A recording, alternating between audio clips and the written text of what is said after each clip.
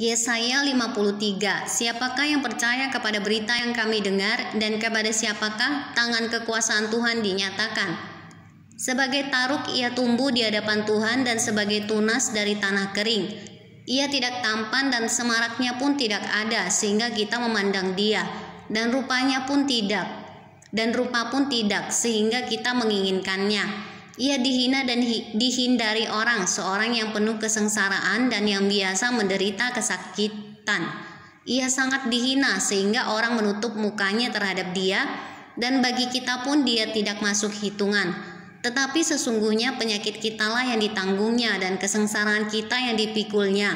Padahal kita mengira dia kena tulah, dipukul dan ditindas Allah. Tetapi dia tertikam oleh karena pemberontakan kita, dan dia diremukkan oleh karena kejahatan kita. Ganjaran yang mendatangkan keselamatan bagi kita ditimpakan kepadanya, dan oleh bilur-bilurnya kita menjadi sembuh. Kita sekalian sesat seperti domba, masing-masing kita mengambil jalannya sendiri. Tetapi Tuhan telah menimpakan kepadanya kejahatan kita sekalian. Dia dianiaya, tetapi dia membiarkan diri ditindas dan tidak membuka mulutnya. Seperti anak domba yang dibawa ke pembantaian, seperti induk domba yang keluh di depan orang-orang yang menggunting bulunya, ia tidak membuka mulutnya. Sesudah penahanan dan penghukuman ia terambil, dan tentang nasibnya siapakah yang memikirkannya? Sungguh ia terputus dari negeri orang-orang hidup, dan karena pemberontakan umatku ia kena tulah. Orang menempatkan kuburnya di antara orang-orang fasik, dan dalam matinya ia ada di antara penjahat-penjahat, sekalipun ia tidak berbuat kekerasan dan tipu tidak ada dalam mulutnya.